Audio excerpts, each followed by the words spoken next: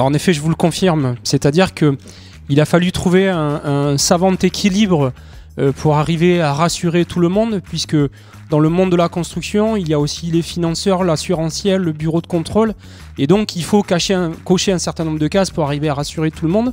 Et donc en effet, c'est un jeu permanent d'équilibre, et pour ce faire, on a réussi à s'entourer d'une maîtrise d'œuvre, d'un architecte qui nous ressemble, qui a bien compris, interprété ce qu'on souhaitait, là où on partait, où est-ce qu'on voulait aller, et de la même façon l'ensemble de la maîtrise d'œuvre, c'est-à-dire que les bureaux d'études ont compris aussi tous nos enjeux et nous ont accompagnés et trouvé les solutions avec nous pour nous guider et nous faire avancer sur nos projets.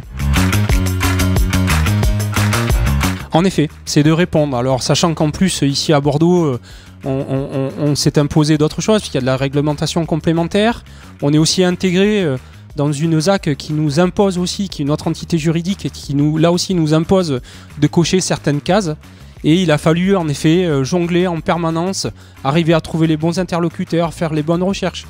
Donc c'est parfois des accouchements dans la douleur qui prennent plus de temps qu'un chantier classique, par lequel il a fallu passer par du prototype, bouger, essayer de faire avancer les réglementations ou aller chercher des dérogations. Je pense le caractère de l'isolation que j'évoquais tout à l'heure, c'est-à-dire que les gens qui nous accompagnaient ont tout de suite voulu nous amener sur des isolants biosourcés, mais on s'est aperçu que finalement c'était pas ça la solution, parce que c'était pas la solution qui faisait preuve de bon sens.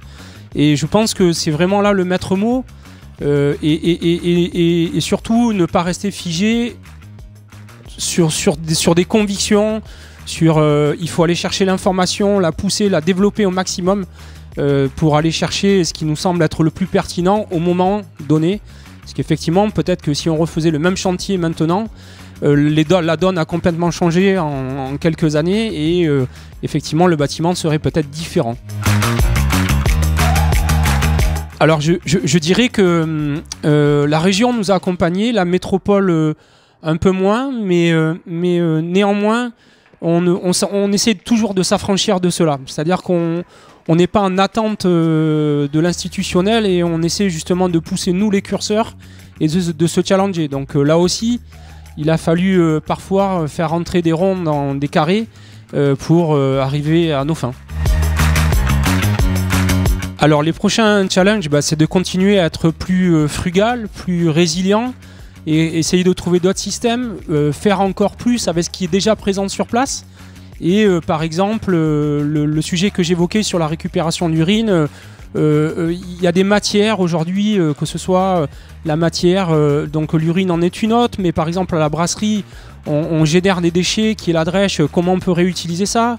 On est en train de faire des essais, voir si on ne peut pas utiliser pour faire de l'isolation avec. Voilà, des tables, du mobilier, réemployer l'ensemble des matières qui sont là présentes de façon à être le plus résilient possible, quoi.